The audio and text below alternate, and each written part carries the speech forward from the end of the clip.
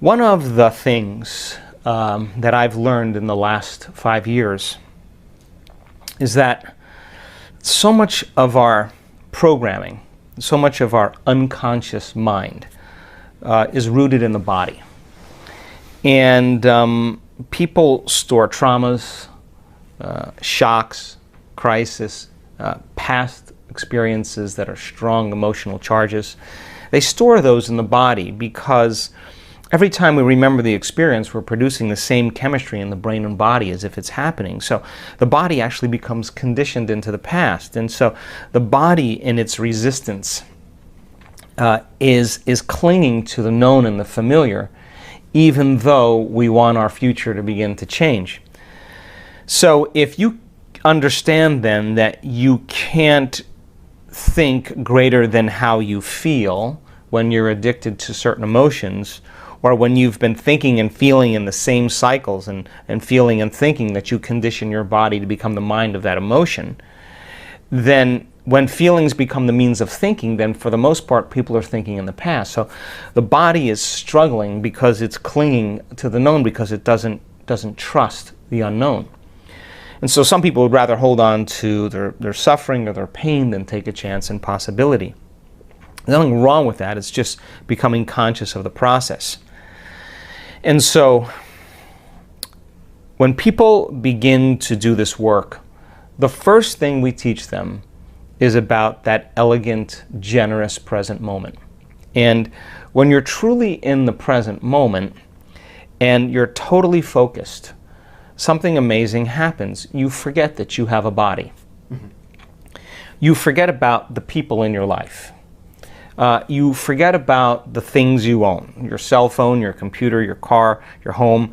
You forget about where you're sitting, where you need to be, what place you have to go to, and you forget about time in and of itself. You take your attention off of time. And in that moment, you become pure consciousness. Now that is the elegant, generous present moment. And when you are truly in the present moment, that intelligence that lives within you and all around you is always present. It's always paying attention. And that's the moment there's an alignment between the subjective consciousness that's free-willed and the objective consciousness of the quantum field. You're looking right in the mirror. So then, in order for us to heal our bodies, we have to get beyond our bodies. In order for us to change some aspect of our identity or personality, we have to literally forget about ourselves. In order for us to change some problem or condition in our life, we have to forget about our present life and forget about the predictable future or the familiar past. And so you can only talk around this concept. But for a person who struggles with creating joy when they feel so much pain, and that they're working on trying to fake it until they make it, my advice is very simple. Work on getting beyond yourself. Now, there have been so many people in this work that have struggled and analyzed and tried to get beyond themselves and then tried to fake it and did all those things until they finally just followed the instructions and became nobody, no one, no thing, nowhere, and no time. Once you're that pure consciousness, the next question is, as consciousness, can you begin to put your attention on that field? Can you begin to pay attention to it? To begin to become aware of it, to become more aware of it, to experience it, to feel it, to stay connected to it moment after moment after moment. Now, just because you can't see something doesn't mean it doesn't exist. So as your consciousness begins to become aware of the consciousness of the quantum field, and you're experiencing less separation. Remember, separation is three-dimensional reality. My senses fool me into believing you're over there and I'm over here and there's time and space between us. Three-dimensional reality. But as you begin to become pure consciousness, you begin to experience less separation. As you begin to put your attention on that field and stay present with it, that infinite space, and tune into it, and begin to become more aware of greater degrees of oneness and wholeness, the signature of that unified field, that energy that is organizing everything material, is intelligent love. It is very organized energy that we can only describe as love, but not like chemical love you have for your dog or your kids, or your partner, but it's electric. It is so, it's the most familiar, unfamiliar feeling you'll ever have. It enlivens us. It is the very life force. It is the glue that's holding everything together. So then the moment you put your attention on it and you begin to connect to it, where you place your attention is where you place your energy. You're investing your attention and energy into that field, and you'll begin to experience greater and greater degrees of oneness and wholeness and begin to feel more love. And now you don't have to try, because the energy from these centers moves right into the heart. We've measured this thousands of times. And the person then is being baptized by the divine. And all of the struggles, all of the effort, all of the analysis, all of the bad meditations, all of the good meditations, all of the quitting, all of the complaining is worth it. Because that moment you run into it, it is the most amazing feeling you'll ever have. So I'm not asking people then to create a fake feeling just to pretend that they're there. I'm asking them to become passionate. And when they're in that field and they're no longer encumbered by their body, now they can think greater than how they feel. They're not connected to matter and anything material. They're connected to this field.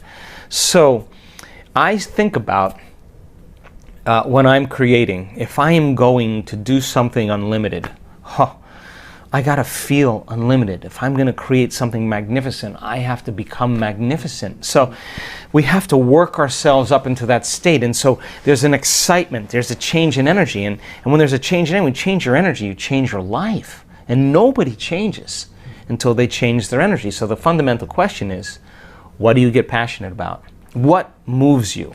And this isn't a mechanical process. We're intuitively wired to create.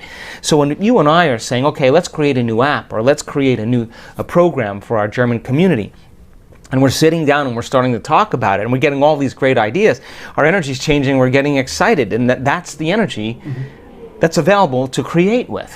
So the stronger the emotions that we feel to certain problems and conditions in our lives, the more we put our attention on the cause, whether it's your ex, whether it's your boss, whether it's a coworker, whether it's your pain. And basically, if you place your attention on those elements, you're giving your power away to that person or thing. So as you begin to overcome those emotions in the process of connecting, then as you overcome those emotions, you'll take your attention off those people or problems, and you'll begin to break the energetic bond with everyone and everything in your past, present reality. And now you're calling energy back to you. That's available energy for you to design a new destiny. So much people's creative energy is tied up in their pain. So then as they begin to take their attention off their pain, their body is starting to move closer to the present moment every day. And so don't be impatient. Every day is the mastery of self. If you overcome just a little bit of yourself every day, there will be a different feeling that warms your heart. That's where I want people to be. And those add up over time. And yes, there's difficult meditations. Absolutely, I have them all the time.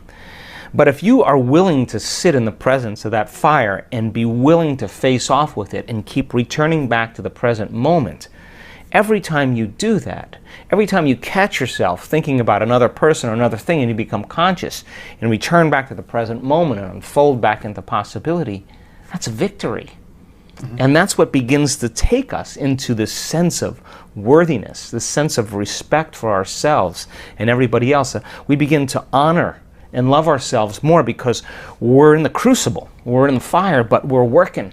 And the body's beginning to shift and change step by step. So then, as you experience greater and greater degrees of oneness and wholeness, and you connect to that field, pay attention, because the moment you connect to that field and all those latent systems switch on, your body is going to get a biological upgrade because you're connecting to the signature of wholeness and oneness. So your body's frequency is going to rise, and so many people come out of their meditation and say, I was scheduled for surgery this week and I have no pain in my body. I don't know what happened. I just got beyond myself. So as you begin to slow your brain waves down and from beta to alpha and into theta, you begin to connect to your autonomic nervous system. And that autonomic nervous system has one agenda, and that is to create balance, wholeness, and order. And the moment you get beyond yourself, and you're no longer your identity or your pain or your past or your gender or your diet, you're just an awareness. And that intelligence becomes aware that you are no longer in the way. It is going to rush right into the body. And we've seen this on so many brain scans. That autonomic nervous system is going to light up.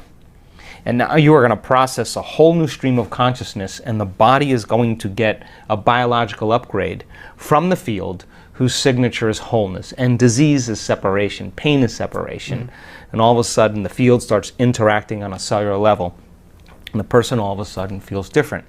But getting there every single day is just connecting to that field. And then when you're there, what are you passionate about?